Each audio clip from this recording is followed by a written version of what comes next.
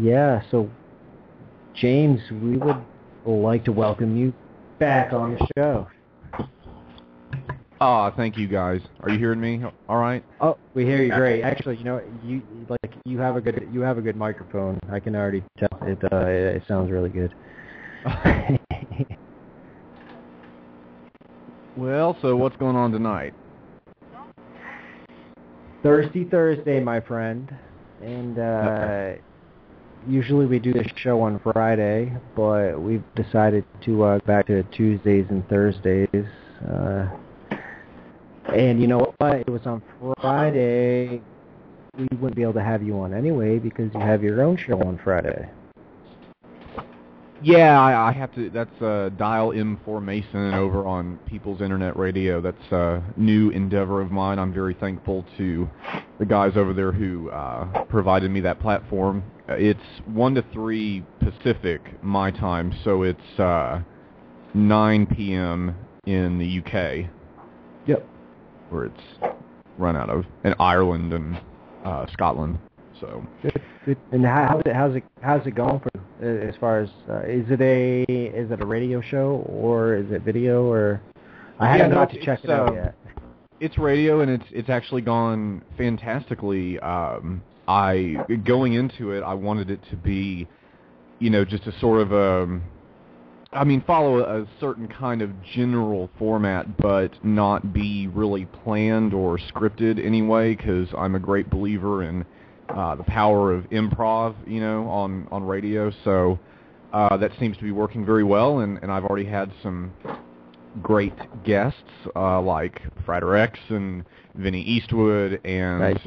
Most recent one was Dr. Colin Ross, who ironically lives in Dallas, where I'm from, and the only reason his work came to my attention, I know he's done like Project Camelot and some stuff like that before, but I'd never paid much attention to that stuff, and it came to my attention because my half-sister recommended him to me, actually, because she is a psychologist and works sometimes at the same facility, which he's, I guess you would, like, medical director of, or whatever. So she called me and told me all about the book she was reading of his, and oh my God, yeah, it sounds like a great guest, and got in contact, and yeah, so the show, it's going really great. It's just kind of like this, we're just hanging out, having a chillax phone conversation or what have you.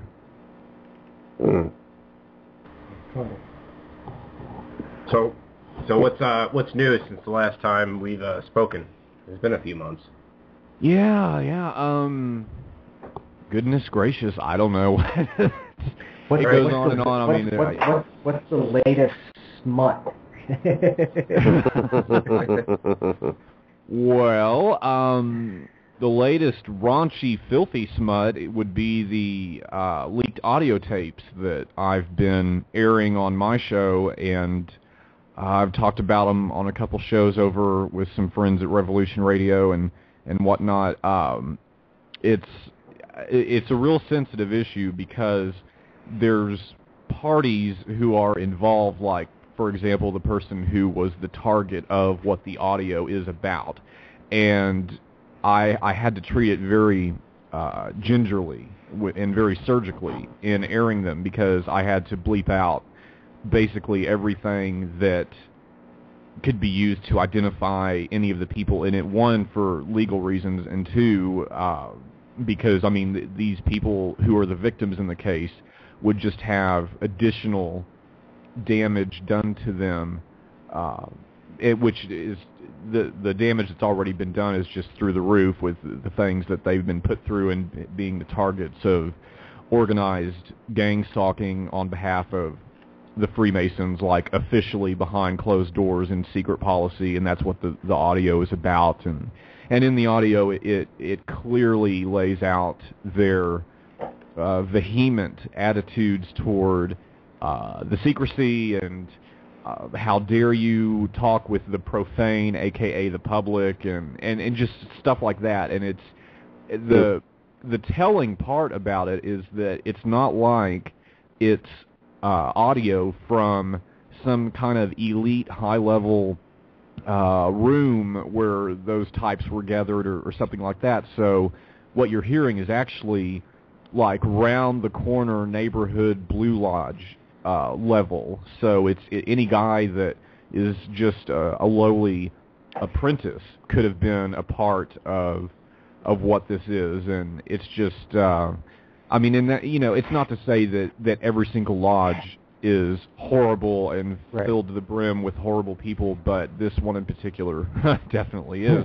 And as in response to airing that audio, I had a major human rights organization contact me, and that's a sensitive issue I can't talk about yet either, because they're sorting through all that, and hopefully it gets blown sky high. I mean, it's the kind of stuff that if it was about anybody else, it would be all over CNN and Oprah and Ellen and Anderson Cooper and all of them would be dragging it just right through the mud again and again, and yet it's not. And that's the reason for that is because we're talking about Freemasonry. It was a very telling moment 2 nights ago. I was laying in bed and having trouble falling asleep, so I figured, okay, I need something to help me fall asleep. I know, I'll put on Coast to Coast with George Norrie. That's what I do. That's awesome. Yes. That's how I go to bed, with Coast to Coast.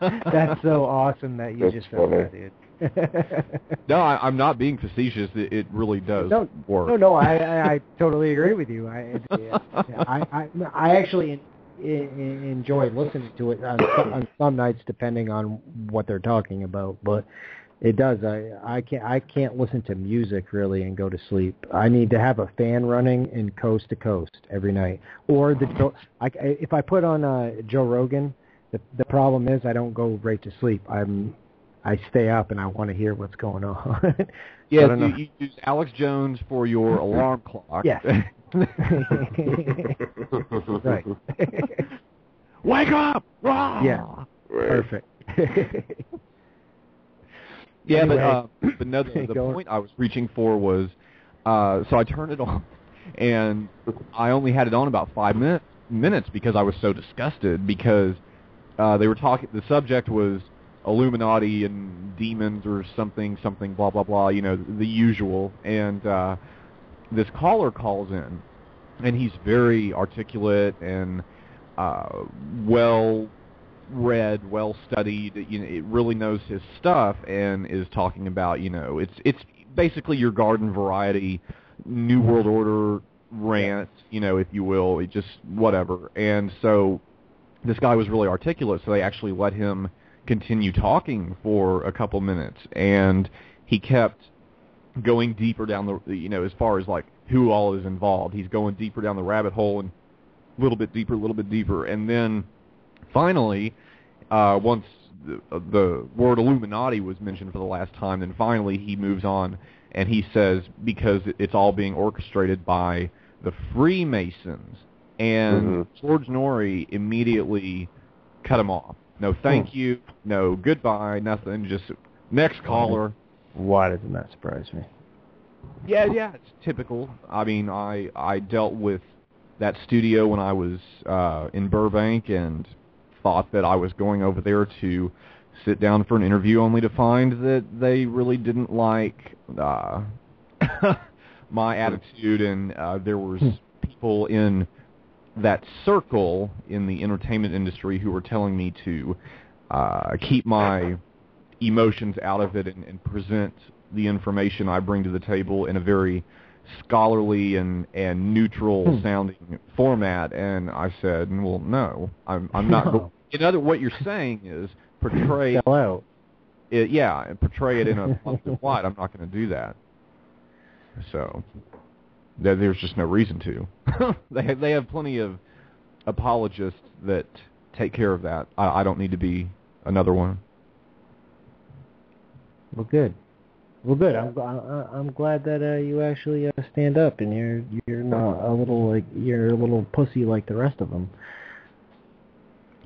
Yeah, well, there were definitely consequences to that. My fashionable studio apartment in Hollywood and the red Porsche around L.A. went away, but whatever. It happens. It happens. It's something we talked about. I'll just bring that up real quick. You were there was a connection to where you were living in. What was it, Michael Hastings?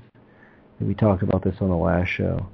Yeah, that was actually the apartment I was in. That happened. That crash happened right down. Like I could have walked from my front door to the crash scene in 2 minutes on foot. Right down the street on Melrose. Yeah, and I did walk over there subsequently and looked at it, and there was no impact damage on that palm tree. That was scorching and everything from the fire afterward, but there was no sign of an impact. You can tell when a palm tree's been hit by a car if it survives because they're like toothpicks. Right. Oh, yeah. That's right. I remember you telling us that. That's weird. Yeah, well, that stuff goes on all the time around. Oh, I was gonna say that's kind of normal, isn't it? Right. Well, I never really fully grasped just how intense their surveillance is there in the LA basin. I mean, it was literally they knew where I was every moment, even if it appeared that I hadn't been followed from point A to point B or things like that.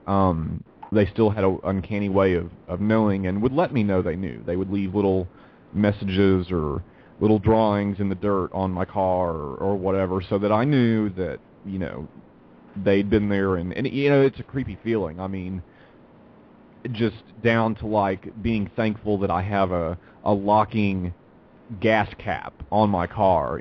Just little things like that go through your mind when it's like, okay, who's had their hands on my car? Who's had their hands on my front door? It can really weird you out. And so really, because of how psychotic the Masons were behaving there in Hollywood just by my presence alone, I found it advantageous to move a little bit more inland. So we'll just say I'm in the Inland Empire. Okay. Good enough. I can respect that. But yeah, the audio, I guess, is the latest nasty, raunchy, filthy smut. There's always plenty to be had. Right. And I've actually only aired like now 2 hours out of what's a total of 6.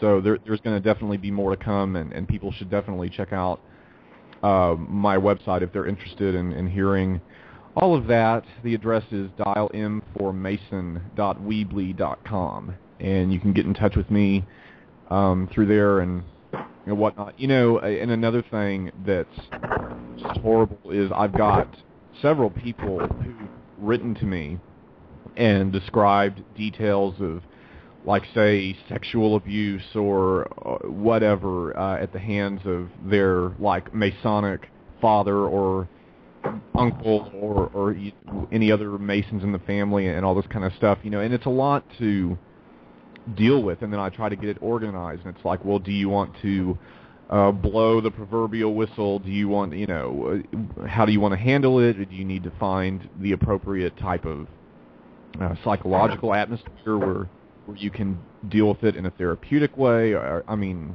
it's a lot to manage, and it's a lot to stomach. I mean, you're dealing with stuff that for each and every person, I mean, it's really like a nightmare thriller horror movie script. It's just terrible, terrible stuff. And so, I mean, really, that's why I have the composure I do about, let's swan dive into the smut, because that's really the only way to get it out and open and discussed and everything else. Yeah, absolutely. That makes sense. So, James, I've got a question for you. Every time we've talked so far, we've talked about Edward Snowden. And are you still? I'm going to ask you again. Are you still holding your same stance on him? Because wasn't there like some sort of video now that Russia has of him, like an interview? Somebody did an interview with him. Yeah, but as far as I'm concerned, it was a completely controlled environment, and I mean, he was supposedly speaking at an engagement where President Vladimir Putin was in attendance, and it was a private thing, and yet he had to do it through video feed, they said, which makes no sense. I mean, because if it's a difficult security situation for the guy, then that's one thing, but you're going to tell me that it's not safe enough for him to be in the same room with the Russian president, who has that kind of level of security there present? I mean, it just it doesn't make sense. And so, yeah, I still maintain that he's as real as the Easter Bunny or the Tooth Fairy or Santa Claus. Or, yeah. all of them, right? Yeah, okay. I didn't watch the video. I thought of you when I saw the article about it. Well, another thing that's interesting is any video that there is of him, you see all these digital glitches, like the type when you're watching, say, satellite TV and it's cloudy and you get that kind of blocky digital distortion or whatever going on with it. Well, it's in every single interview that he does. And I have a little theory about it, that he's just what do you call it, a hologram, an illusion. Wow. I think he's computer generated, and I think they have a voice selected, or perhaps there's a voice actor who supplies them with the verbiage that they want, and that's it. Because where is this guy? You know that the paparazzi would be all over every single move he made. I mean, Julian Assange can't walk outside to get the morning paper without being photographed 1,000 times, so it just doesn't make sense. All right, I'm going to interrupt you guys real quick. We have a caller that's on the line, so I just want to let him know that we'll be getting to him here shortly. Okay, we're going to connect him right now. So, and caller, are you on the line? Hello, caller. Can we get your name and where you're calling from?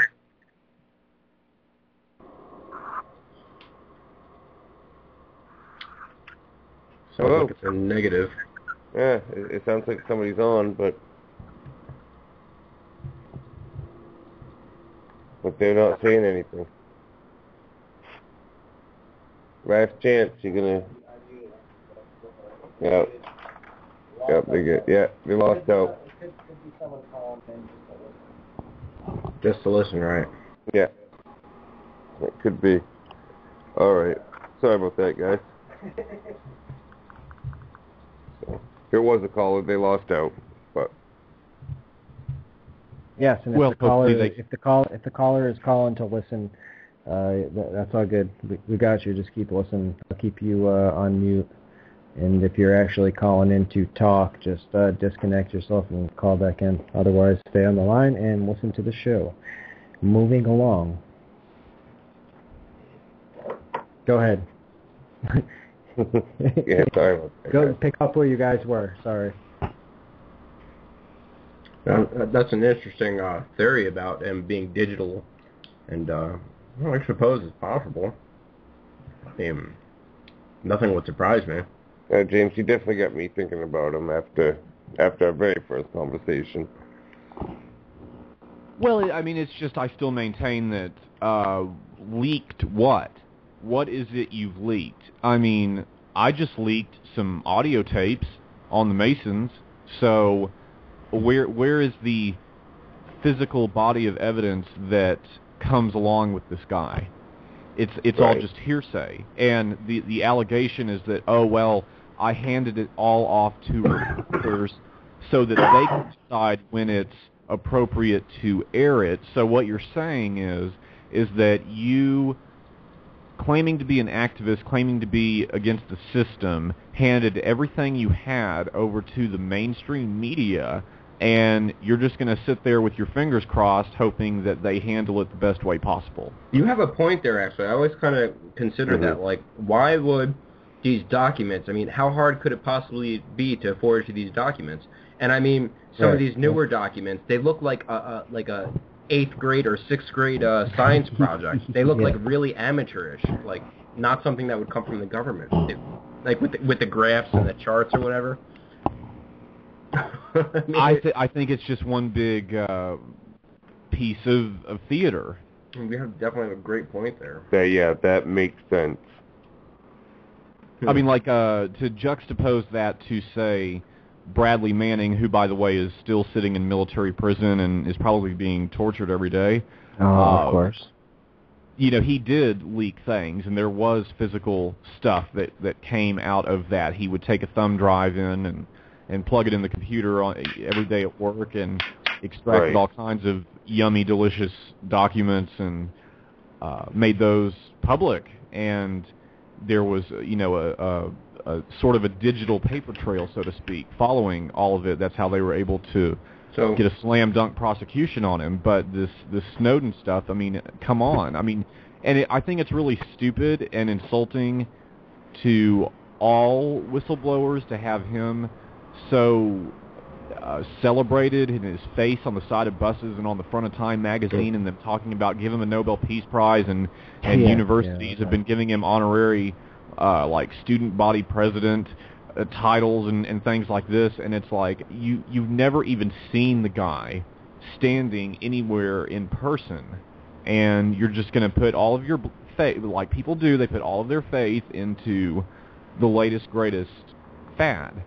And they never do any fact-checking. Well, when you start to do fact-checking in this particular case, you find that there are no facts to check. This guy does not appear to exist. He doesn't appear to have a history. One minute it's, oh, he's from Iowa. The next minute it's, no, he's from Hawaii. No, and all this stuff. And it just doesn't make sense. And if you believe everything you see on the guy's Twitter account, then evidently he's out partying it up and you know, having a great old time over there in Russia. But again, where are the paparazzi pictures? Where are the people's account? Oh my gosh, guess who I saw at the club? Yeah, I mean, you're not getting any of that. So I think it's fictitious. And if he's got Putin's so-called protection, but yet can't even appear in a room with him to speak, I think that's highly questionable. And Yep. I'm with you on that one. You're right about those. I mean, there's not that many pictures about his former life. I could only find like two other pictures when he was young. I mean, he's living the life, and he has his hot girlfriend. You'd think he'd be out with her getting photos and be seen and have at least some photos or something. And so it wouldn't be hard to hunt that fucker down. Why do this? Are they trying to condition all the public in the world to accept the security, not the security, the intrusion and all the lack of privacy? Are they trying to condition us to be cool with it? I mean, what is that about? I think so. I mean, it makes it more a part of daily American household chatter, and yet it's something that yet again Americans to be throwing over and accepting. Yeah, people don't like it, but what are they doing about it? Have they done anything different? Have they maybe say just anything, small things like say stopped using Google or stopped, you know, just any number of things. Like me, for example, I'm not wanting to upgrade my Mac to the latest OS, the Mavericks that they're pushing, because it's pushing everything toward storing your documents on the cloud. Sorry, no, I'm old school. I like my hard drive.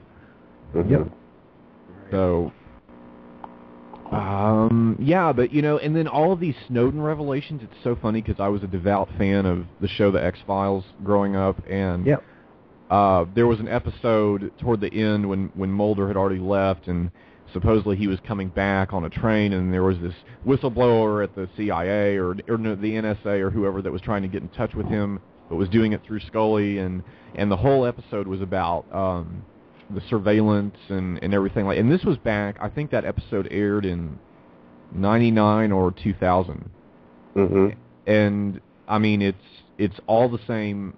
It's just bizarre. I went back and because when all that started, and I went, oh wait, that's just like that one episode, and I went back and watched it on Hulu, and yeah, it's like it was set present day. I mean, it's just bizarre. And, I mean, it wasn't news to any of us. I mean, then again, to be fair, I suppose when I say Freemasons are evil, naughty men, that's not really news to a lot of people either, but it's about the information that is actually brought forward, and I've brought droves of that out and been able to pinpoint exactly where the sick is. Mm-hmm. So, Sure. And yeah, and you have been. Well, I think these are all symptoms of a larger problem, I think, in these movements, which is that they need a little bit higher quality of an organizational apparatus to them. There's so much information and so many people trying to champion various causes and things that I think a lot gets lost in the confusion of people's attention spans. Oh yeah, which is quite nil. We all know that people's attention spans. Yeah, are less and less with the current, digital influence of social media and blah blah blah. Oh yeah, oh absolutely. Yep. So we were kind of getting off base, but not really. It's something we was talking about a little earlier. What do you think about the microchips and stuff like that? We're getting close to things of that nature, like the RFID chips, and they're already in pretty much everything, aren't they? Oh, I mean, yeah, no, as far as cell phones and any computer, yeah, absolutely. I mean, as far as putting them under your skin and what Google wants to do, they have like, vitamins and. I don't know that it'll ever come to that, simply because they know how resistant people would be to that idea, especially like the Christians and everything else. I think it's a PR battle that they would just assume not play, so they'll do it in every other kind of way. And actually, I mean, you can still be ID'd through so many ways. I mean, that's why you just, if you really wanted to be off the grid, then you've got to completely go off the grid. You've got to be making your own food and drawing your own energy from solar panels, certainly not on the internet, certainly not on, not possessing a telephone or anything like that. So, I mean, they can find you anywhere. I'm sure that they can pinpoint exactly where you are when you drive around the city, just from plate recognizing software and the various cameras that are around and whatnot. So, what do you do with that, and why is it there? I don't know. People are going to have to take a stand. Otherwise, I can't take a stand for people. No, of course. I can only do so much. Like with the Masons, I as much as I'd love to go chain myself to the front door of the building there in Washington, D.C. and bullhorn him till hell won't have it. I mean, how many other people are going to stand there and do the same thing? Hey. Everybody wants to be so scared of the Masons. Well, I mean, actually, they're cowards when you come down. They may be bullies, but it's masking cowards. Oh, for sure. No doubt about that. So, speaking of fellow Masons, we posted a meme earlier, and I think I talked about this for a moment at the beginning of the show, and some guy, right, well, some guy claiming to be a 32nd degree Mason. Oh, yeah, definitely. Right. Yep. He's talking shit, and my question is, so this guy clearly thinks that everything is, benevolent and all right, and there's nothing bad going on. So my question is, does he actually believe that, or he claims to be a 32nd degree Mason, so could it just be an honorary title given to him just because he's like has a little bit of celebrity, and they figure, well, this guy will look good for us, and he can promote the cause and stick up for us on the internet and troll people, which is inevitably what he ended up doing. So now he trolls people who bash Masonry. Freemasonry. That's called the knee-jerk reaction to the psychological tampering that goes on with the mind control, because it is a cult who employs the use of mind control. And anybody who wants to sit there and troll that and say that, oh, no, they don't do that, or no, we don't do that, or whatever, then I suggest you go to my website, dialinformation.weebly.com, and pull up my latest interview with Dr. Colin Ross of the Ross Institute of Psychiatry, and listen to where he drops the names and the evidence of everybody at that precious Scottish Rite of yours who funds the mind control research programs. So, and by their own admission they do, and everything else. So, I mean, really, I've come to the point in my career with doing this radio stuff that I don't indulge the trolls anymore, because when they troll, they show exactly how stupid and ignorant and puppet-stringed that they are. And I have no use for a person like that. Well, I would rather be an asleep zombie than actually be that damn dumb. Well, I agree with you on the stupid part, but could he actually be innocent, as I'm saying? As a 32nd degree Mason, could he actually not be involved in all the black magic rituals? And could he actually not have, could he not be of the bloodline?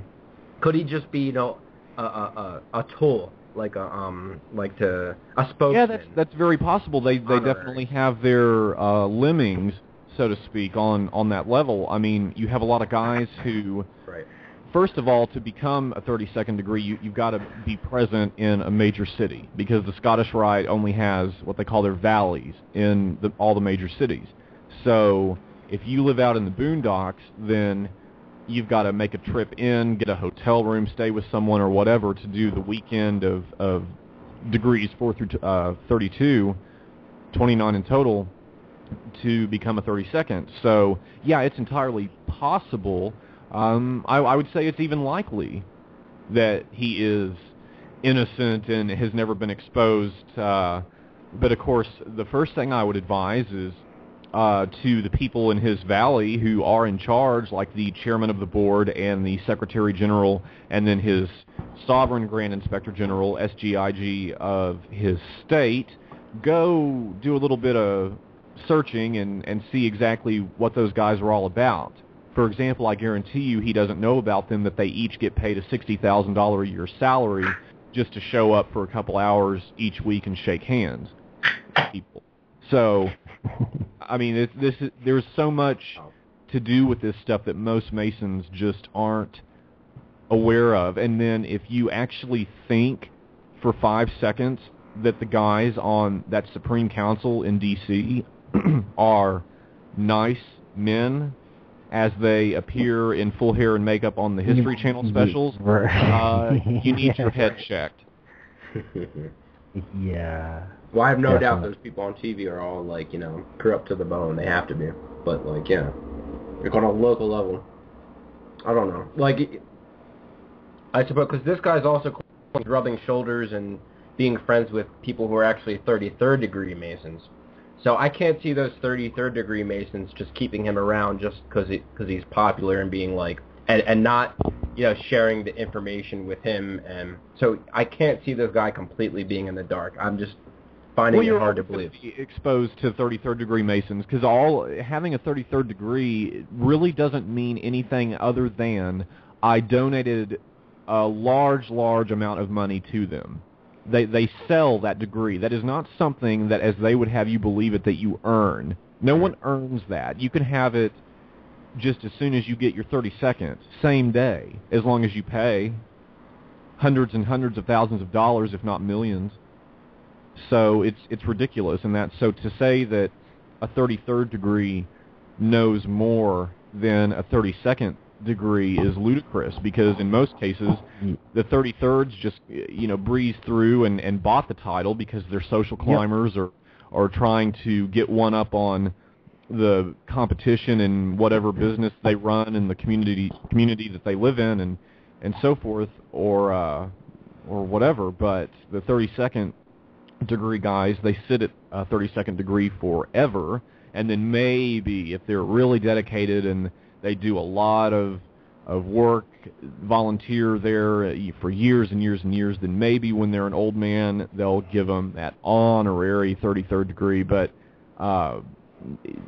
they definitely hold it over you like a toy on a string and make you jump for it. And so what is it when you're younger and you're at the 32nd degree? What does it take to get to the 32nd degree? If you're younger, if you're not, like you said, like when you get older, you might get it. But like, say you're younger, what is it that you gotta go through to get to that? Yeah, either money, celebrity, because they want celebrities doing that, or family bloodline. Yes, although they never admit to the family stuff. They claim that that's neither here nor there, and they don't pay any attention to that, and that's just a blatant lie. Absolutely, they do. So that's how you were able to like get high up there real fast, because of your family. And did you have to pay a lot of money, or was just bloodline got you there? No, I mean, I always had to pay various fees, like if there was a fee for a degree, or my yearly dues in the multiple Blue Lodges that I was a member of, and the Scottish Rite Valley and all that. But see, a lot of times, depending on how wonderful of a Mason I'd been that year, there are always volunteers, with money who were like, oh, I'll pick up your dues this year, brother. I'll do, So I certainly didn't pay as much money as most guys would, and then of course I never had the kind of money to my name to sit there and make ostentatious donations out of it or anything like that. But yeah, in that environment, I was one of maybe 100 max guys on the planet actually receiving a paycheck to do a job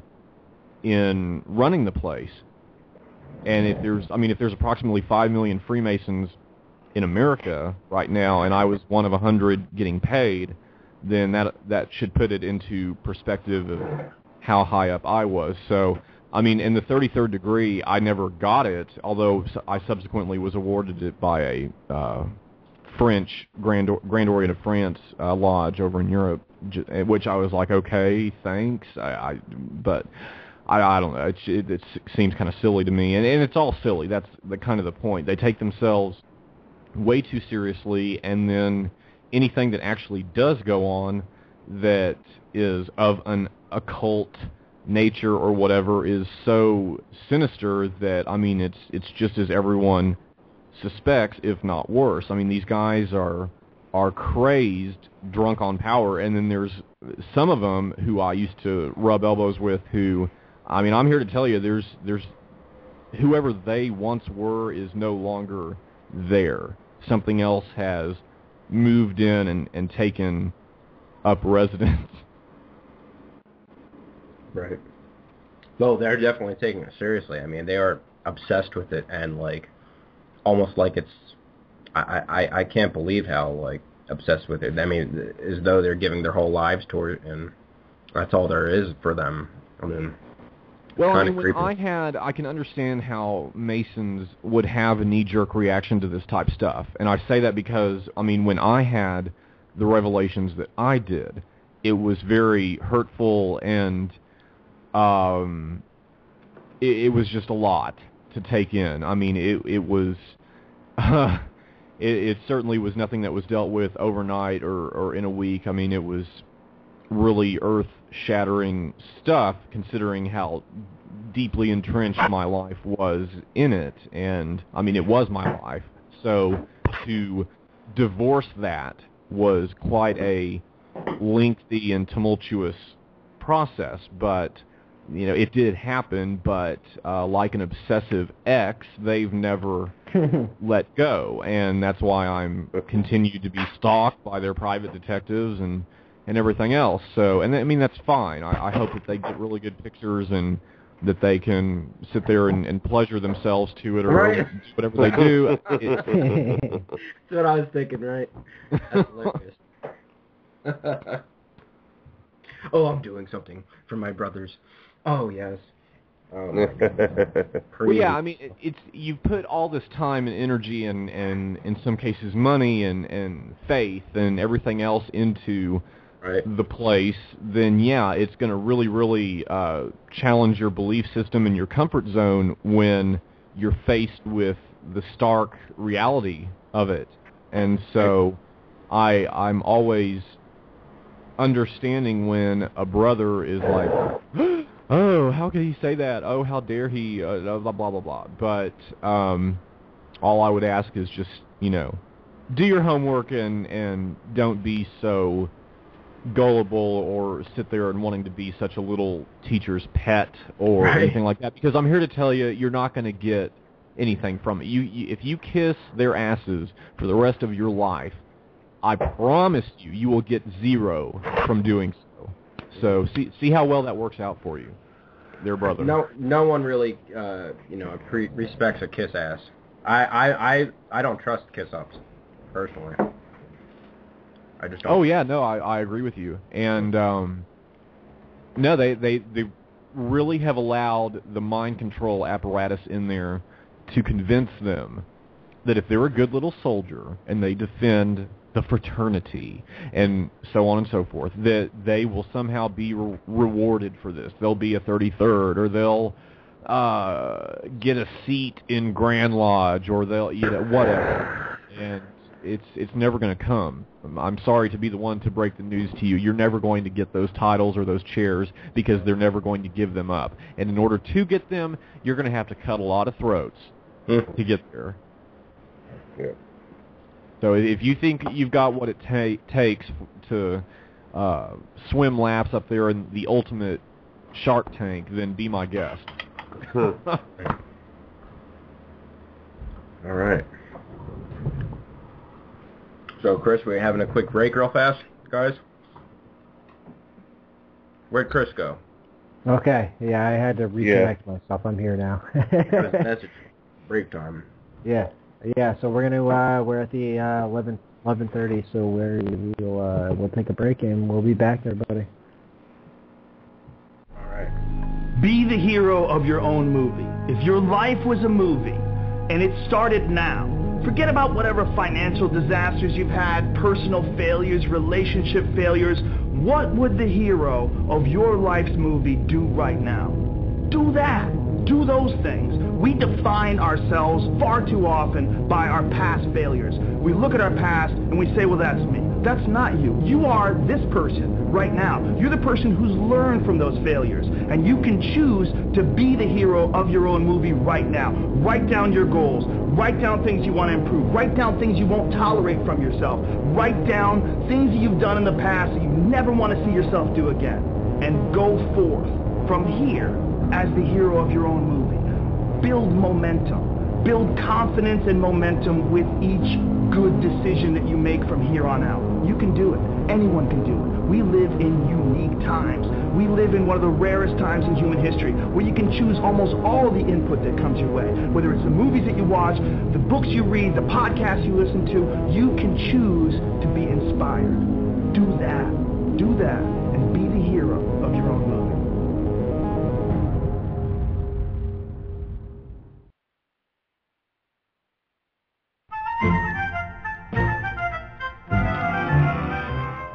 Looks like a new neighbor is moving in. Good thing I have a fruit basket. Howdy there, new neighbor. Oh, you're a turd. No, I'm not a turd. I'm the Affordable Care Act. But you can call me Obamacare. Obamacare? Oh, well, you look like a turd to me. Nonsense. I'm one of the finest pieces of legislation ever passed. Well, okay, if you say so. Welcome to the neighborhood. Oh my, that's good coffee. Hey, what the hell do you think you're doing? Oh, hey, neighbor. Just taking my dog for a walk.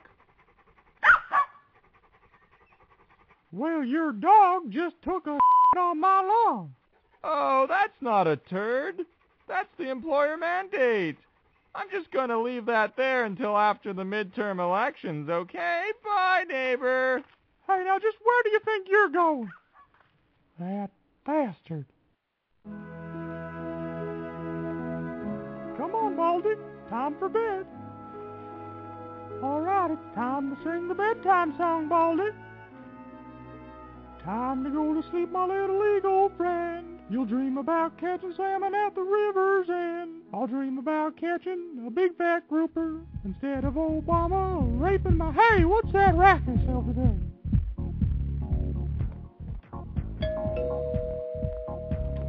Happy housewarming ese.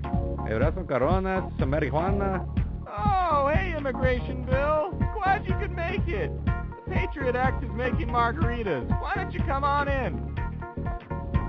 That son of a bitch. He interrupted our bedtime song, Baldy. All right, time to go to work. That son of a bitch. He blocked my driveway. Interrupting the bedtime song is one thing, but now he's gone too far.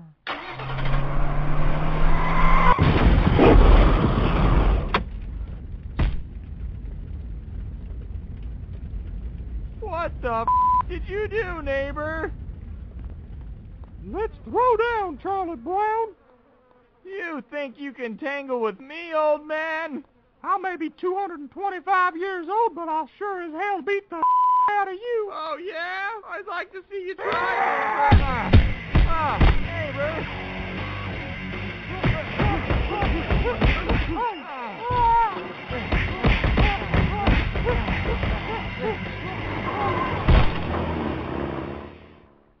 Oh, God, you damn turd. You got all over me.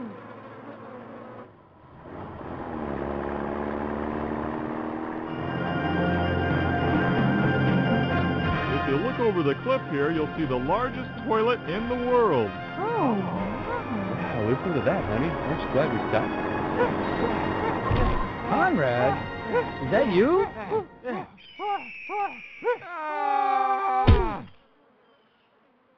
Well, it looks like fate has brought us here, Obamacare. What do you mean? Well, you're a turd. It's time you went back to your turd home. Why do you keep calling me that? I'm not a turd. This is madness.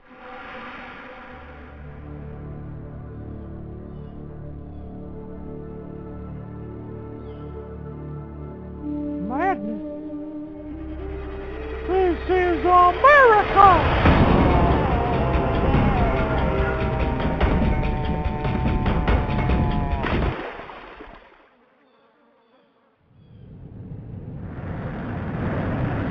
I got it, Conrad. Ron Paul has rocket shoes? Oh, I knew I should have voted for him.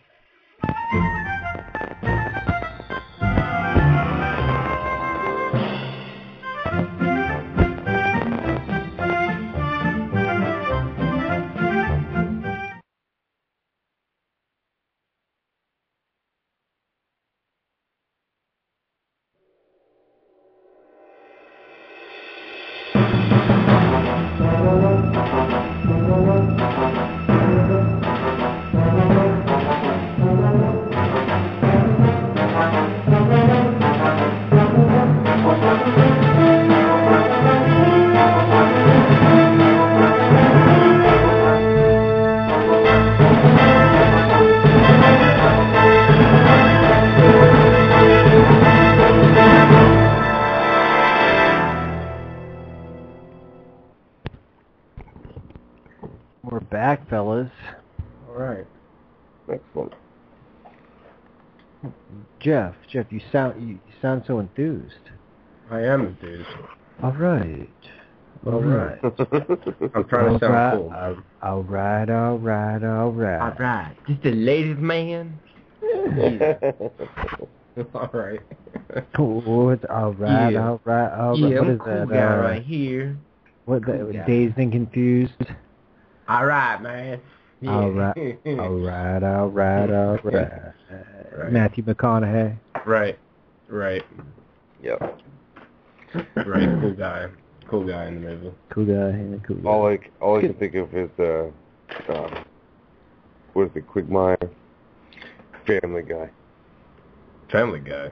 Yeah, I know. Giggity. I know. That's all I think of, though. No, it's all right. All right. Quagmire. All right. Quagmire. All right. All right. All right. All right. I can't fucking do it. Shut, yeah, you fucking killed it, dude. Whatever. Fucking killed it. Fuck ever. Alright, so. Anyway. So, I have a couple questions. I bet you do. You guys can go first. It better be good. Nope. Now that you said it, I actually. Well, dude, I'm going to very ask interested in your questions. When do I not ask good questions? I always No, ask what people want to know. Did I? I said I was interested in your question. I'm definitely interested in your questions. We're not talking any shit, so calm down. I'll mute your ass, and you can't ask those questions. You want me to be like that dictator? Who said it? What was it? All right. Derek. I'm a dictator. Yeah. Anyway, so yeah, go ahead, buddy. I'm all for it. Okay. So James, we all saw, a lot of us saw at least, a video on YouTube of some guy, I think it was a Shriner, claiming Lucifer and everything. And I'm not sure if I asked you this before. Maybe we did have this conversation. Some of these questions I may have asked you about how, Lucifer is the god and everything of, where he just like, I don't know, do they actually believe Lucifer is like the god of good, and maybe, what do they believe, that like maybe the God of the Bible is bad? Is it like opposite to them? Well, they never specify.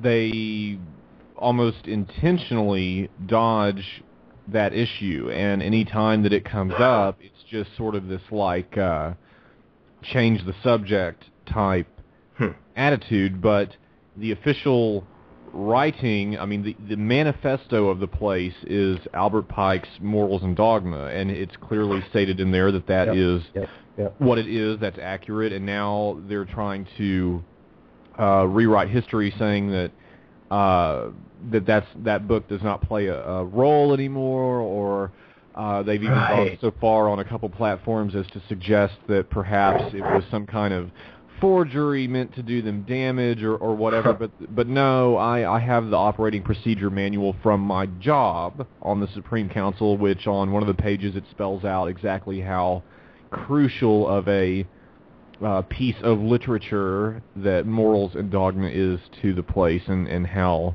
special it is to be treated.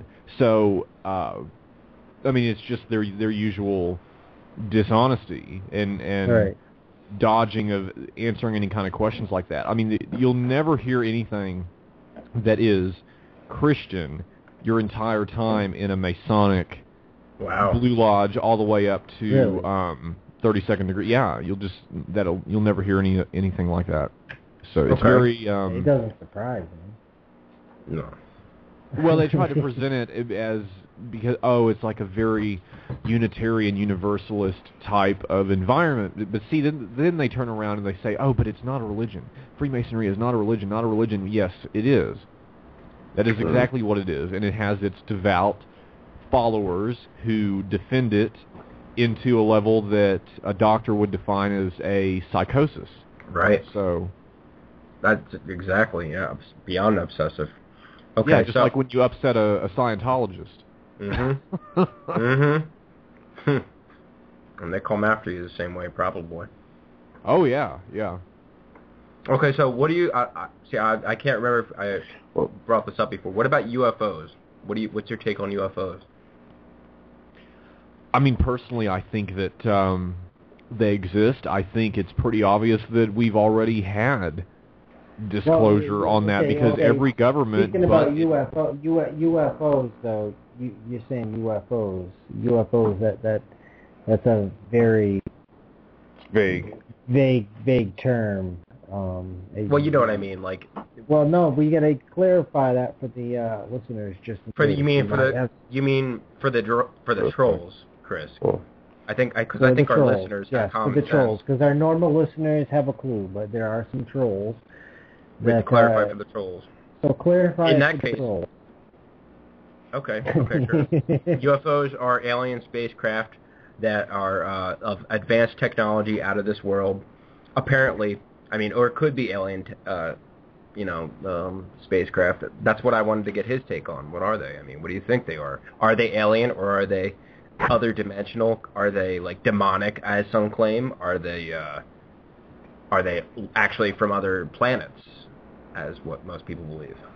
I don't know. I think it's a mixture of all of the above. I think that we definitely have the technology. I think that the nature of the universe itself is life. So, I'm 31, and what I learned in junior high and high school science classes is now already obsolete information, as far as like how they discover these exoplanets and things nowadays. I think that we've had disclosure. Every government in the world just about has admitted that they're real and we're being visited, all except the American government. Right. Yeah, a lot of governments are coming out about that. The British have admitted it. The Mexicans have admitted it. Yeah. Canada's admitted it. We're not talking about like some guy in a cubicle. We're talking about prime ministers and ministers of defense and all. So, we've had disclosure. It's just that Americans seem to have slept through it. Okay, Mark, do you have a question? For real, Americans. You were going to say something, Mark. No, I got a little chuckle out of that because it's true. Americans have slept through a lot of things. Right. Yeah, through disclosure of that, through shredding the Constitution, a lot of things. To the Freemasons that control the media in their locality, To being able to accept information that's right in front of them, such as like false flag events, such as like what happened with 9/11 and Building 7 and all that good stuff. I don't know what's so difficult to accept about it. If we're to just specifically read a history book, then it will show us that governments in this world of human making have always committed crimes against their own people. So I don't understand why this is this new and difficult concept to digest. Right. That boggles my mind how people can't grasp that. It's our own government comes out and has declassified information that they have started false flags, Vietnam, just endless, and people still just I don't know. They're just willing to have doubt and just believe what they want to believe. In their fantasy world, because it makes them feel safe, makes them feel better. And as long as everything's safe and secure, and our own government is actually what they wish it to be, then they don't have to take the responsibility of actually becoming an activist and doing something about it. I know what I was going to say. James mentioned something earlier about the Freemasons being very they can almost get disgruntled about protecting their reputation in what they do, and even very, very low-level Masons will they get so defensive about any wrongdoings in that group. Extremely so. I've talked to a few, and they just get. Whew. Well, to put it another way, because I still have friends currently who are Masons and who quietly, secretly root me on, and just they themselves don't want any trouble or stalking or whatever, so they make it appear on the surface like we don't talk anymore or whatever, but we do, and I still certainly have my moles on the inside, ha ha ha. So, but no, it's I mean, I don't know what else there is to say about that other than, don't you know that I worked in Dallas at the Scottish Rite, the largest one as far as membership number and all. It's the most active one in the world. They have 4,000 guys right there, active 32nd degree Masons that, show up monthly.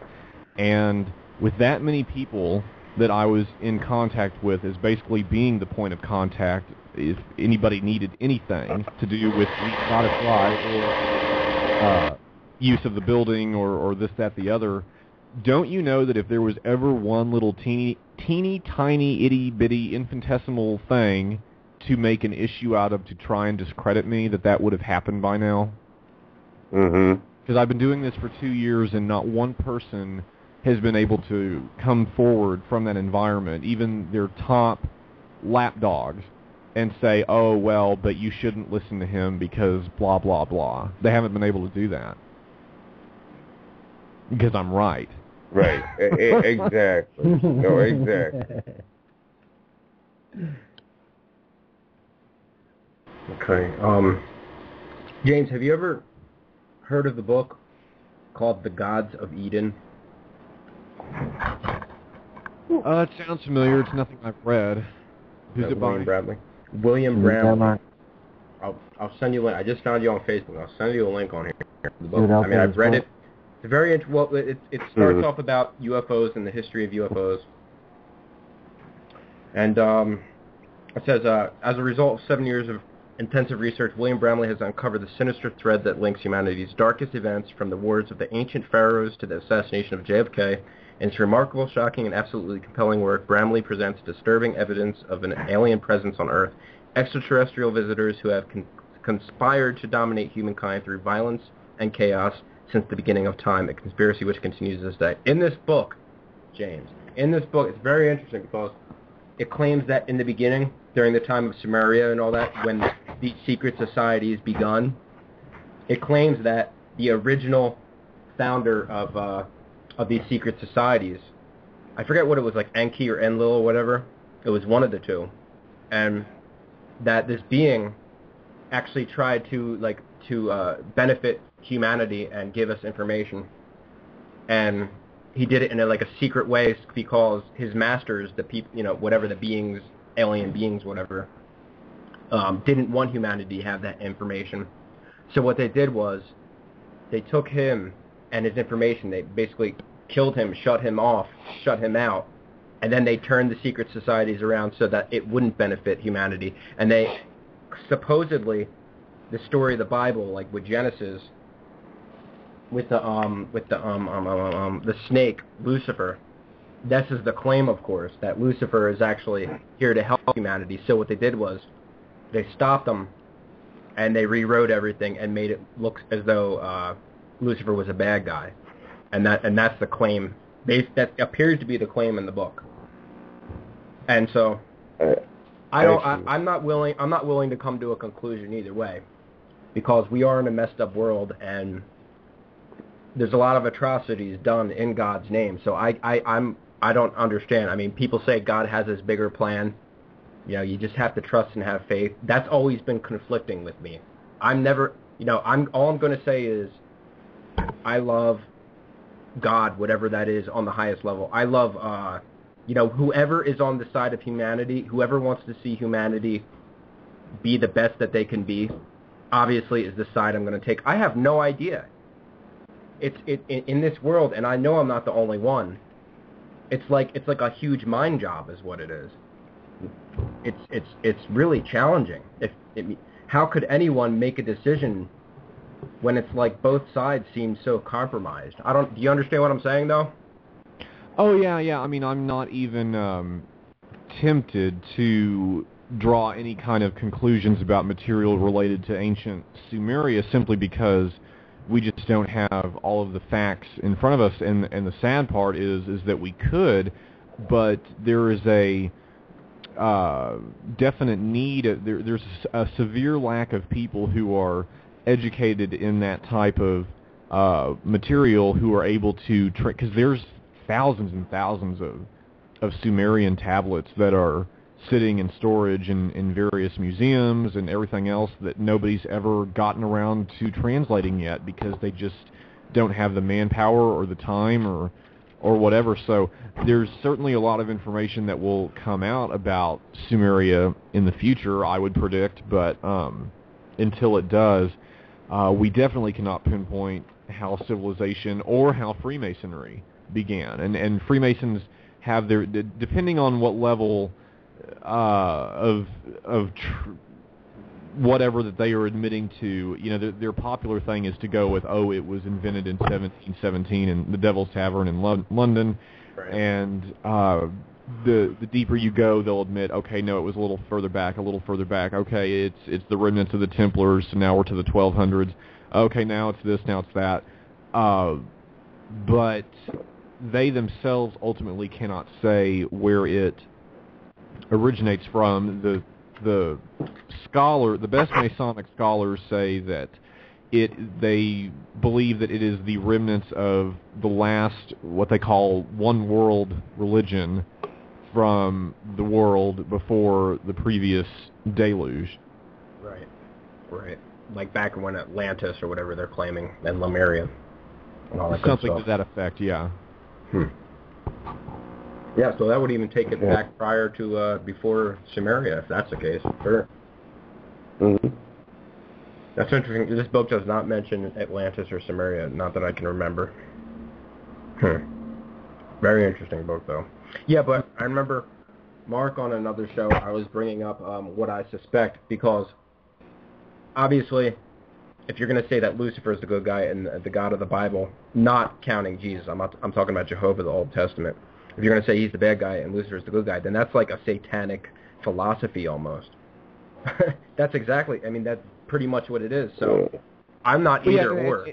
To hide behind this explanation that, oh, well, things were changed, things were reversed, flip-flopped, altered, whatever, I mean, okay, so if that's your story, then why hasn't there been some revelation to come about with, like, the Dead Sea Scrolls or the Nag Hammadi library and those type things? Wouldn't there be some piece of information at this point that would suggest that was the reality of it? Just like with this Mary Magdalene business and bloodline stuff. I mean, there is enough evidence that's come out now that it is pretty much definitive that, yeah, they were married, yeah, they had some kids. Right, and that's your bloodline, isn't it? And supposedly mine. Yeah, we're trickled down from that, yeah. So, it takes in a lot of things, but yeah, that's one part. So the argument I just said, as far as this Gods of Eden book goes, the thing that I don't get is these people who are doing black magic on the highest level, they are summoning like some weird looking creatures, and these creatures are supposedly a hierarchy of hell, is what it's claimed. Not by them, of course. I guess they consider them. I don't understand how these beast-looking creatures that look so ugly and deformed and want to destroy humanity can actually be on the good side. That's where it conflicts, and I say, okay, well, they must really be bad, and then this book is a lie. That's what conflicts with me, I guess, partially. So, I don't know. It's I mean, you've heard of all that, like the hierarchy of hell and all that stuff, and these are the beings that the elite, quote unquote, are communication with. They're summoning these beings up and taking orders from them, supposedly. I mean, that's what's claimed. Well, like everything else, they believe that they can control them. They believe through ritual and various components thereof that you can invoke these things and have them do your bidding like your little slave or genie in a bottle, literally, because it's widely believed that they are, it's synonymous with saying like the jinn or whatever, because you're dealing with the 72 demons of the Goetia, which is the foundation of Solomonic magic, which is what the foundation of the Freemasonic ritual work is. So to sit there and say that that it's not a magical order like the OTO, as an example, would admit that they are. It's just a sack of lies, as usual. As far as Solomon's temple go, didn't Solomon use a ring to actually guide like a ton of demons to I don't know where I saw it. I think I saw it in a documentary before that he actually led the building of the Solomon's temple, and he actually was built by demons. And God gave him this ring to be able to control these demons. I saw it on documentary. I'm just trying to imagine that. Well, yeah, I know what you're talking about. That's the way that particular story goes. But like with any of these stories, there's absolutely nothing to back it up. There is no empirical evidence to suggest that King Solomon was a real person, just like there is zero to suggest that this character called Hiram Abiff, who is the centerpiece of Masonic ritual, ever existed.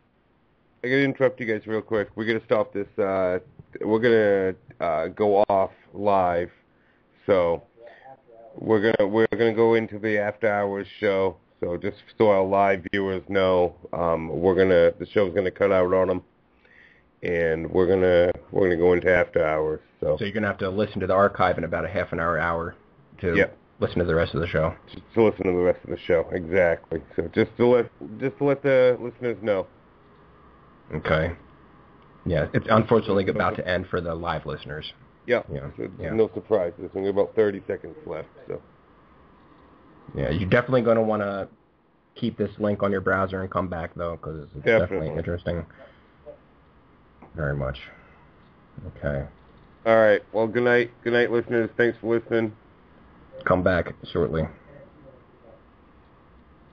Okay. Night all. So, wow. What were we just talking about? I'm sorry. Oh, yeah, Solomon's... Okay, he wants to take a break. Okay. Yeah. We're going to take a break real quick. All right. And we'll come back. How long a break? Yeah. A couple minutes, maybe 5. Middleman Entertainment. Okay.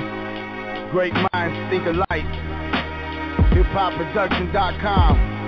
SA2 in the building.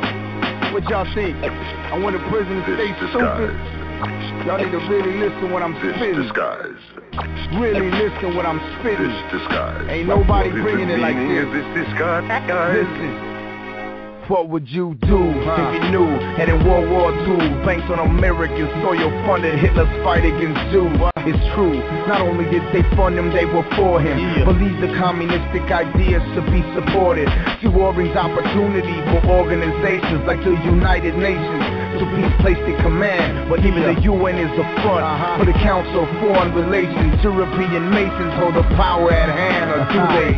No, Americans are involved. Hillary's the current member of the CFR, pushing us farther from God and closer to socialism, communism, Satanism, Marxism, anyism. It's serious and you think it ain't, but America's debt was planned by the Federal Reserve Bank. A snake invaded Eden in the form of democracy, and this is my way of getting even with the demons. Man, go Google the Rothschilds, the Bilderbergers, the Rockefellers. Man, do your research on Henry T. Ford. It ain't over, man. The list goes on. Tycoons like J.P. Morgan above the law. To whom rules are of no importance. A new world order. One world currency is the plan. Understand who profited from the war in Afghanistan. And you can begin to see the shepherd of the flock is actually the wolf among the sheep. Gangbangers hustling on corners to make ends meet.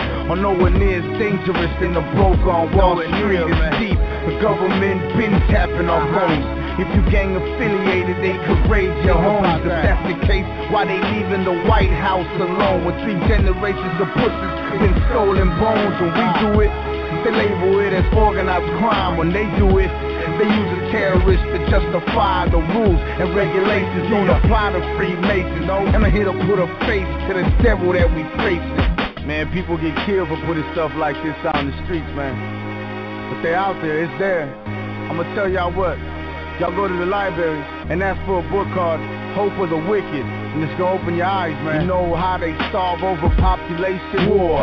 Military recruiters are really trapdoors. The floors give way like the levees in Katrina. Where FEMA paid major corporations to clean up evil you couldn't dream of, wickedness you couldn't fathom. If I had to sit down with Bush, it's what I'd ask him. Weapons of mass destruction, Saddam didn't have them. So while we over there, while Kim's in Korea laughing, it's happening right under our nose. Say the sympathizers with shows like Big Brother while invading our home, you know. Longer alone, a camera on every corner.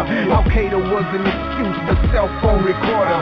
He's shutting down the borders, they just testing the water. And it's nice and warm, ready for globalist order. So stop worrying about a Democrat or worrying about Republicans. Worry about the CFR, the world's secret government is here. You know, what are you taking? You don't know what your fucking personality is like? Why don't you go sit down in the grass by yourself and think about shit? You know, take a goddamn meditation class. At a certain point in time as a human being, you become responsible for your own biology.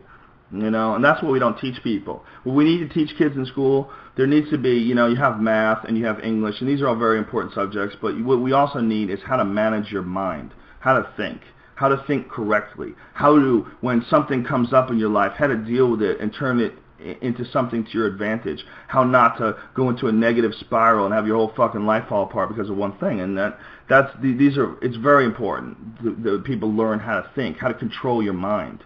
You know, and how many people actually do that? It's not that many, right? I mean, it's not that many people really know how to think. You know, how to think positively, how to affect the people around you as positively as you can, how to move your life into the way, you know, move your life into a healthy place. Very hard to do. It's because we're all starting from scratch.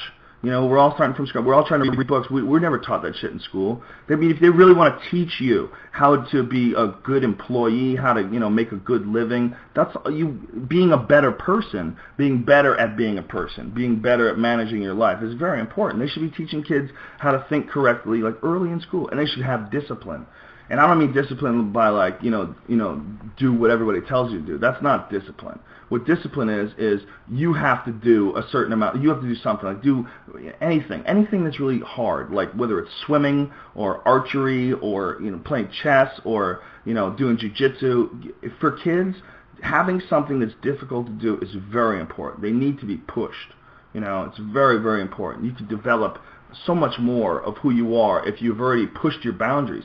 If you've been lazy your whole life, it's so hard to get out of not being lazy anymore. And this is all shit that they should be teaching in school, man. They should totally be teaching that shit in school.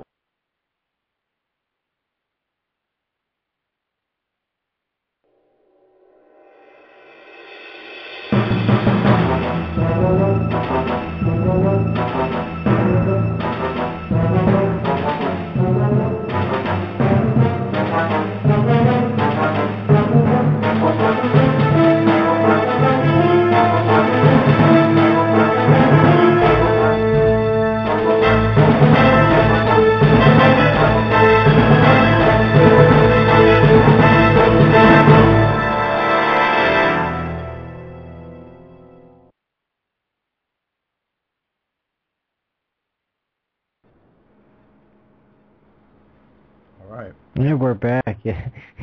I couldn't connect it. Got it though. We're back. Yeah. Shit's lagging. All right. Mark's like, all right. Well, good. I was just reading an article here. Oh, wow. So, we'll jump right back into it, huh? The hell were we just talking about? Some crazy stuff. I know. Listen, okay. I just, for all the listeners' sake, or whatever, I'm not into Satanism, whatever. I'm down with Jesus. I'm just getting that straight, all right? So no fucking pitchforks.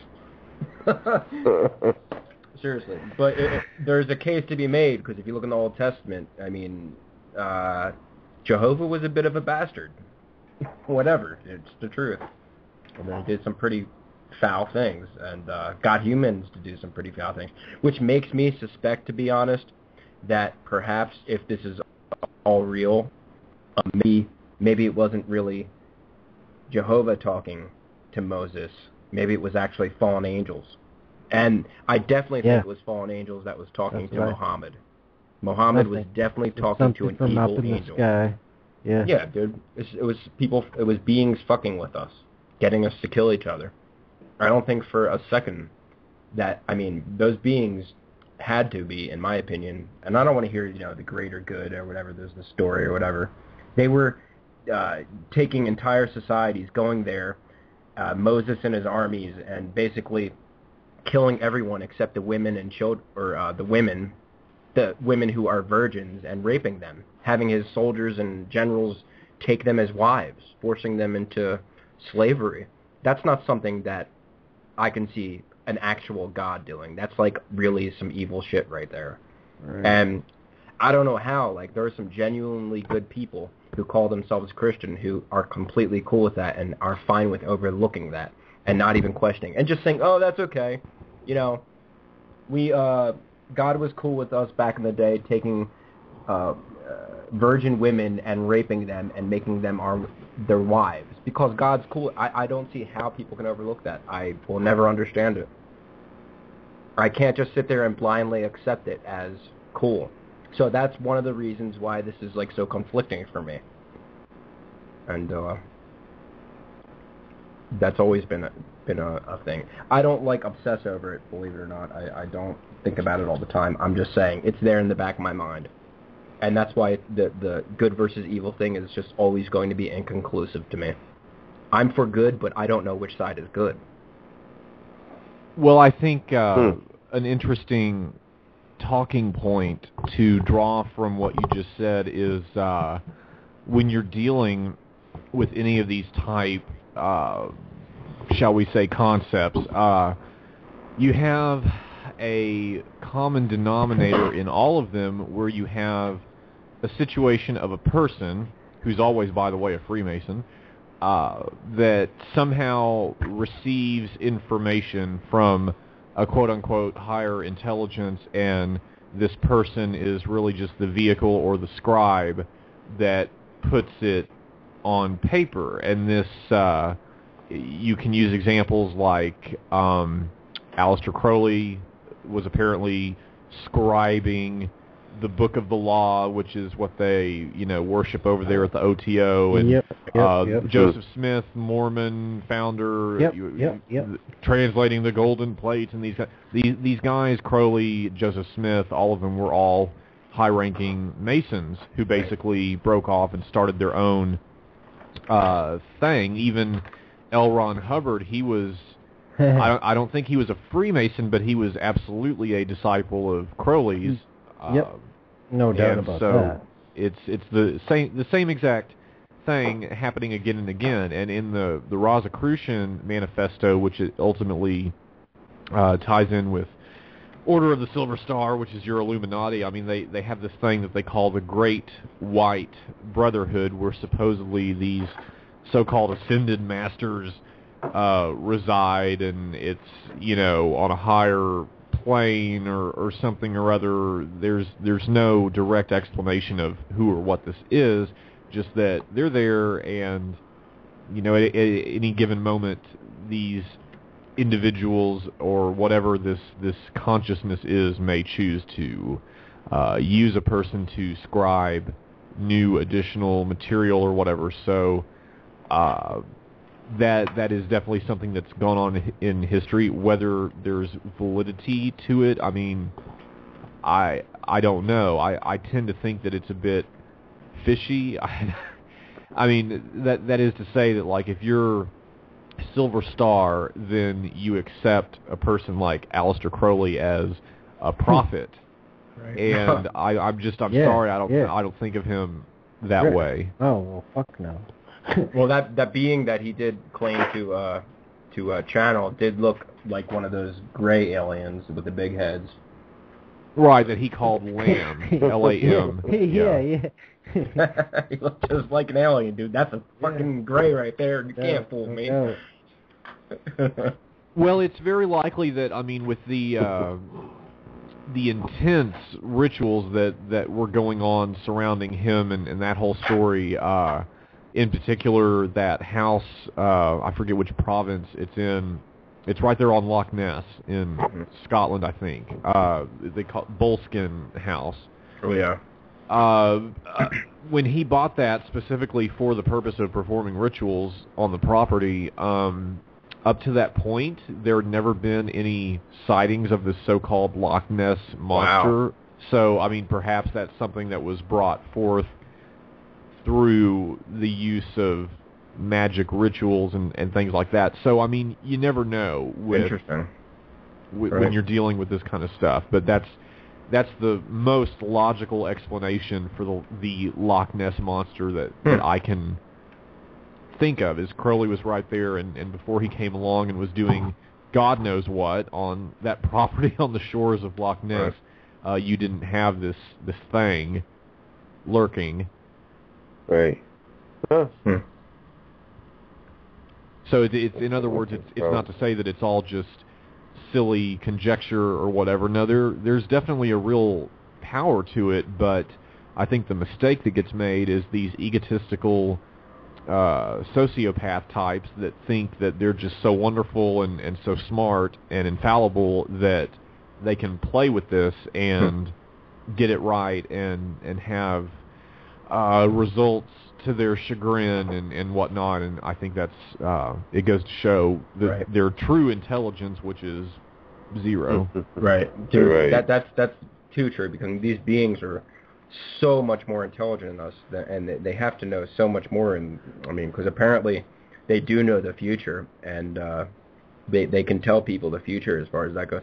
I mean, the knowledge and level of intelligence that these beings have to have, and they're obviously manipulating us. So I don't care how smart you think you are, you can't handle them. They're going to be handling you all around, all along, making you think you're handling them. I mean, it appears to be. It's just, that's why I don't see the purpose in messing with it or dabbling in any way. I mean, just live your life and, live it. Just do it. I mean, it's kind of crazy to think that people are actually going that far and thinking they can have that under control and messing with all that conjuring, whatever. I mean, well, and this is why, speaking purely on numbers and statistics, why most young guys are abandoning their Masonic lodges and the Scottish Rite, most definitely, and all of that, because they're just sick of it. They went in there looking to broaden their metaphysical education and understanding of things, only to find that either you're on the low level and you're being told that does not go on there, or you make it to the high level, in which it does, but then you're still being limited and told what to do and what to say and what to read and where to go and how to look and all of this, and a lot of guys just can't accept that, and rightfully so. They shouldn't. It's a bunch of BS. Yeah, well, if people are looking to get into magic ritual, I don't think going through the lodges is the way to go. It doesn't sound it, at least. It sounds like it would be very slow, boring, and tedious. I'm not suggesting anybody do that. The same could be said for, like, the OTO, for example, which identifies itself as a magical order, but if you go and you do that there, then you'll find that you're just going to run into all of the same sort of political problems and jockeying for titles and things like that as you find with the Masons or with any of these groups, frankly. So it was my understanding in adeptship that rule number one is you have to learn to divorce yourself from your ego, and yet none of these guys on the higher end of things are able to do that and have never done that, and their ego completely drives everything they do. That's why they're obsessed with how many of their pictures are hanging on the walls. And so, James, do they really want people to divorce their egos, or is that just like just talk to make them look more positive? Because, I mean, wouldn't they really be trying to get people to divorce their egos if that were the case? I suppose, but I mean, it's just more of the usual do as we say, not as we do. Right. The rules don't apply to us because we're better than you, and then they'll turn around and go, brothers, blah, blah, blah, blah, it's all on the level, we're all equal. Well, no, you're not. There's absolutely a caste system to Freemasonry, just like there is with so many things in this world, and you're either going to be part of that inside clique and play the game the way that they like it to be played, or you're not. So, I mean, I was once their golden boy, but I would not continue playing the game the way that they wanted it to, and deal with their abuse and everything else. So I was I know what you're talking about. And it kind of feels like one of those ancient, like those Indian tribes that would like what do they do with people? They take a person and they make them feel like a god, like prop them up, like and like, you know, worship them, and then they eventually eat the person, like, or, you know, and in this day and age it would be like, you know, destroy them, make them their puppet, make them, give them, they're actually feeding into the ego, and to use them for their own purposes. Usually cut them down. Right, cut them down, use them as a patsy, use them up and throw them out.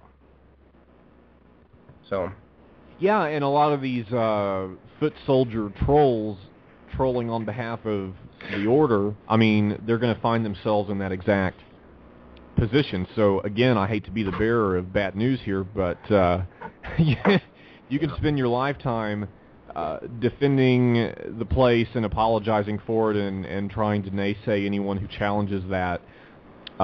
You're never going to be rewarded for it, ever. They don't care about you. You think if they cared about you that you would be sitting there having to troll? No, you would already have one of those titles or salaried positions or something to that effect. Wow. Huh. So where do you see the future going as far as Masonry goes? And do you see their growth? Do you think are we actually doing a disservice are we promoting Masonry somehow accidentally by talking about it? And are we making people? I'm concerned that we're actually making people interested and wanting the idea of you know, of being in this power. That is a concern. I mean, I don't want it to go that route. Oh yeah, no, it is the ultimate backstage pass. I will say that, but what price will you have to pay for that? I mean, right. It made my life a living hell. And once upon a time, there was a relationship which worked and that I could tolerate. But over time, like everything else they touch, they took such advantage of that and treated it so badly that it was too much to bear. And the programming broke, and subsequently I find myself doing what I do now. And I'm very proud to do it. And, I mean, any other Mason from that high level like I was on could come along and put me right out of business and bring the next best information to the table, but none of them are willing to do it because they're all scared to death of what the consequences will be. And there have been consequences, and I fully expected there to be, but it's certainly not anything that's going to stop me or scare me back into submission or anything like that. I mean, they can kiss my ass. That's how I feel about it. Right on. So, yeah. Okay. No, go ahead. I was. Have you ever heard of the gentleman named William Snowden? I asked another guest this once. I'm not sure if I asked you yet, because he had some interesting things about. He claimed to be a high-level Mason and all that, and of a whole bunch of different groups, and he dabbled in all that sorcery and vampirism and all that stuff. What's the name again? William Snowden. Shnoeblen. It's something like that. I don't know. He's got all white hair, kind of older feller. It does not ring a bell. Okay. He did this, if you YouTube, I think it's called Interview with an Ex-Vampire. It was like you might find a few clips on it. It was like a 5-hour video, but I'm sure there's different parts of it on there. Really interesting stuff. I mean, he's now, of course, a hardcore Christian, which I'm guessing he feels will save him and keep him safe from the Masons and all. But I don't know, very interesting stuff. And he got back. He actually got specific about the rituals and the details and what would happen and the conjuring and like you said, like they these magicians supposedly, what do? They conjure up the demon, and then they make a contract basically so that the demon would serve them for the rest of their life in exchange for their soul after they die, which I can't see anybody wanting to do. I mean, why would you? You'd have to be incredibly not wise to do something like that, because we're alive for such a short period of time on this earth, and I mean, like, what, 70 years, and then once you die, you have all of eternity. I mean, to think that someone would exchange this limited, very limited amount of time, even for, like, all the fame in the world and all the money and, like, all the women and all that, why would you do that? It makes no sense. It's a no-brainer. I'd rather suffer for the rest of my life and be like a victim and whatever, and like I'd rather live in hell for 70 years, you know? Well, I don't know how bad that would be, but like if it's like the movie Constantine, where 1 minute in hell is an eternity, that I wouldn't want.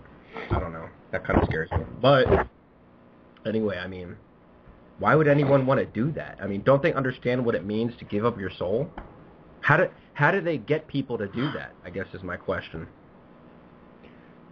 I mean, I guess with promises of this, that, the other, I don't know. I mean, they will definitely come to you and try to glitz you and everything. I mean, they did it to me in Hollywood, and if they think that a Porsche Boxster impresses me, I mean, I'm sorry. I may be broke, but I grew up quite wealthy, and I've driven better. A Porsche Boxster is like, I mean, come on, let's start with like a Lamborghini or something, you know, and then we'll talk. Come on, right? What is that, like, it's only $300,000 car, a Lamborghini. I mean, even that, it's like, I just can't see anyone taking anything. Right. So you grew up in a rich family. You're very, very blessed and all that. I did not grow up in a rich family, but I grew up best friends with a kid who was very, very, very, very rich. I mean, his parents were divorced. His mom wasn't rich, but, you know, she got a ass load of child support, and his dad was worth about $250 million, or $200 million at the time. Right, you saw. Right. I mean, I still think of the kid, and I hope he's doing well. I mean, his dad eventually sold that company for like I think $2.5 billion. So I mean, the kid's a mess. The kid is a huge mess, and so it was a blessing to grow up around that, because I see as a result of that. And I was jealous as anything when I was young. I was like, man, I wish I had that. I hope I'm friends with this kid for the rest of my life. And my dad, the one good thing, like he did a few good things. Like, unfortunately, some things that I don't like. But you know, one of the good things he did that I didn't like at the time was he moved from Washington Township. So he moved because he didn't want me growing up around that. And maybe that was a good thing. But. It's a blessing in disguise, because I got to see that money isn't everything. In fact, it's very minimal. And I mean, the last time I talked to that kid was, I think, in 2002, and he was miserable. I could hear in his voice he was miserable, unhealthy, just a wreck. And I mean, that kid was crashing, you know, $300,000 cars, had a different car every week, tons of houses, like 7 mansions or some crazy crap. And he was not happy. And yeah, there was a video a couple years back, and I showed Chris, I think, showing him, and he got and he like flipped out on a reporter because he and went outside and cut the lines because they were recording his house for a news program, doing because he owes $300,000 in taxes at that moment in time or whatever, and he goes outside and he's flipping out, and he literally cuts the wires to their lights and threatens them and tells them to go away, and like it was insane, but it was also kind of funny. I was like, yep, that's him.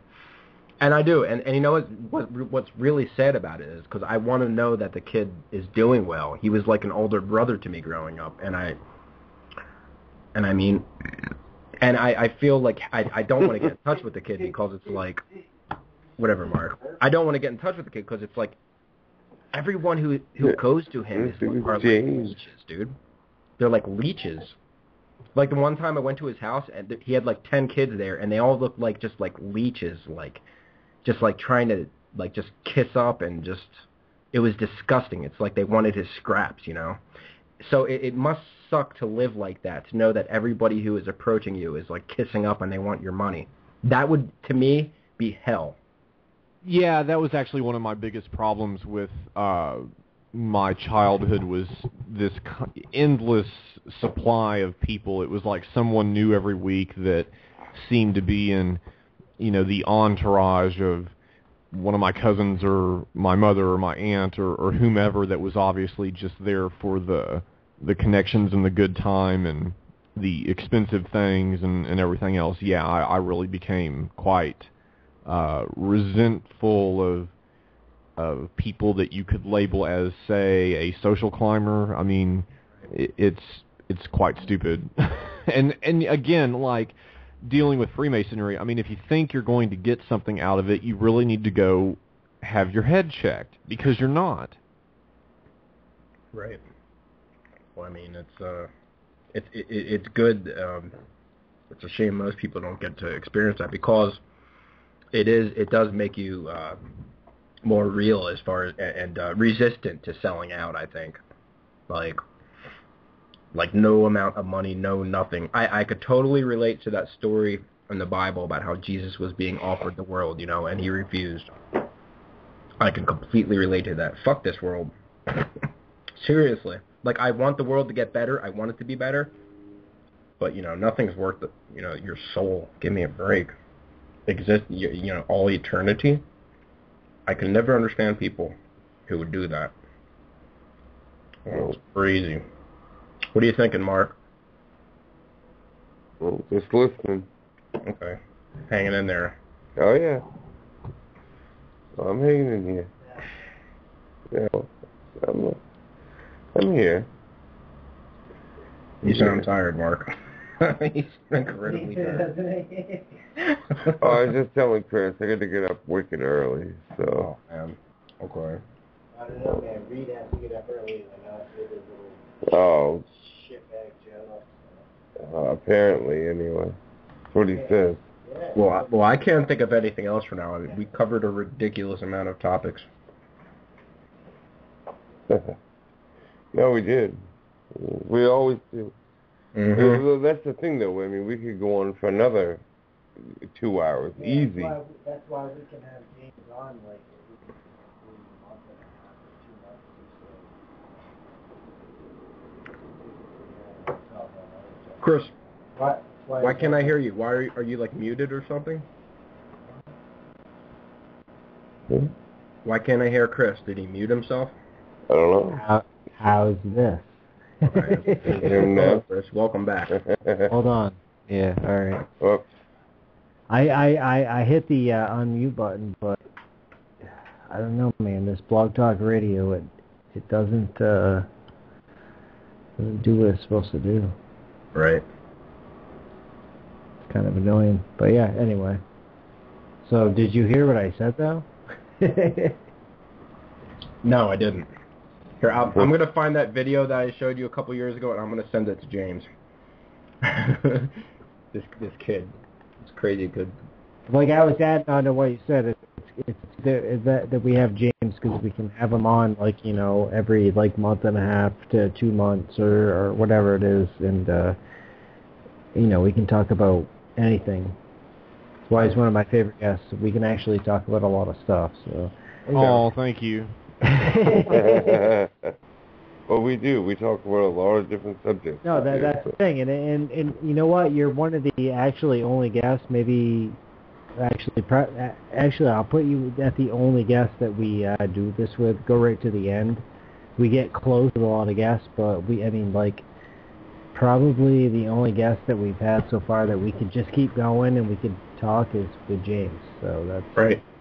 That's and seriously, it is, because every time we've had him on, we've gone right into the after hours and right to the end. So So that's good, man. And I know a lot of people were interested in listening tonight, especially the last time that he was on. We had a lot of people really interested in what he had to say. So I would assume that more people tonight, and I guarantee there's a lot more listeners tonight than we had the other couple times. So. Well, that's a really nice a compliment. So thank you. Seriously, I mean, because I don't think people quite realize just how much support I derive from them in the regard of, the reality of what I've been through and what I do now and the consequences that there's been to that and how isolating it's been and everything else. So, when people give me that kind of positive feedback or whatever, then it's kind of like, it makes it all worth it, you could say. Good. No, man, you're always welcome on the show, and that's why we're going to have you on like many more times, because not only do we enjoy talking to you, but you have a lot of good stuff to share. So you mentioned that you do your own show. Do you want to plug that or plug anything else? Yeah, plug everything that you want to plug. Anything. Go to town.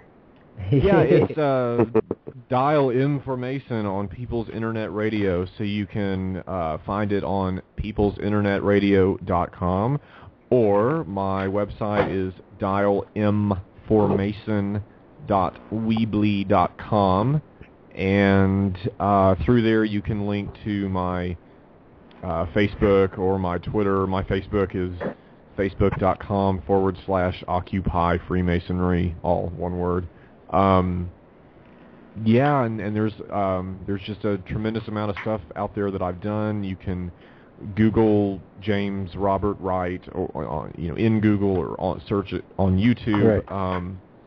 Done a lot of shows with Vinny Eastwood. He's a good friend of mine, and we usually try to put together different formats and topics and things like that to intertwine with all of this, because it's always that common factor in so many discussions. You can be talking about a corruption case over here, or a scandal with a religious order over here, or whatever, but then up comes that word Freemasonry in the middle of it, and it's like they're always duplicitous. Right. And you have a book. Yeah, you wrote a book. Yeah, although that's a rather yet another challenging situation at the moment. The book is Freemasonry's Cult Abuses. You can find it on Amazon or Barnes & Noble, although I would prefer you didn't. Anyone who writes me on through the forum, they can contact me on my website, dialinformation.weebly.com, or through Facebook or through Twitter or what have you. I will be happy to dispense the copy of the ebook to you for free. I, of course, appreciate any donations or whatever you feel compelled to give me, because God knows I can use it. But my publisher, or should I say ex-publisher, New Falcon, it took moving to Los Angeles and getting to know them intimately to figure out that they were running an agenda. They were actually trying to just pull a classic buy up the information and sit on it. We're not going to be able to control him coming public, going public, coming forward, and so on. So we'll make him feel like he did whatever he set out to do, and then we'll just down market it and niche it and all this kind of stuff. I mean, I really found out some horrible things about the CEO of the label and everything else, and so fortunately for me, my side of the street in terms of legalities and contracts and everything else is clean. They're the ones who have breached the contracts. The problem is that I don't have the kind of money to call up and retain an attorney to battle them out in court and cause whatever course of actions to transpire, have my book pulled from the shelves or whatever. I mean, I'm switching to a new publisher, so it's going to be there was a lot of stuff that was supposed to go in that book that was edited out, which was the first red flag with the whole publishing process with that. And so when I move to this next publisher that I'm going to be with, then the book is going to be reissued in its original intended format, and then I'll be happy to plug sales of said book. But yeah, the one, if you buy the book now, it's just going into the pockets of one of the most evil, controlling men in Hollywood, and I do not want to make him an additional nickel, because I haven't seen a dime from that. So don't buy the book yet, then. You won't get into it yet. Yeah, I've never seen a dime from any royalties or anything like that. That's just. It was all a control apparatus for me yet again, which I got right, neck deep in the middle of, and saw what was going on, and then got out of it because I didn't like what I saw.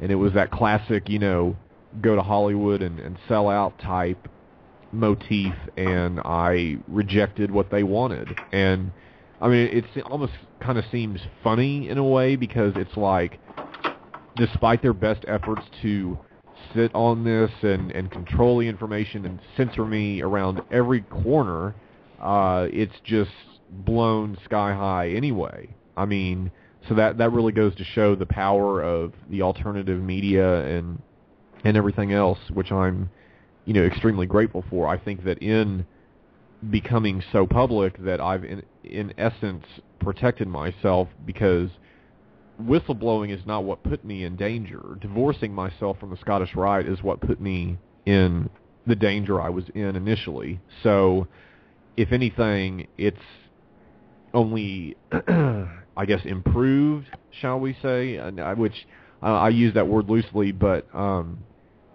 it's certainly easier to shield myself from danger now than it was then.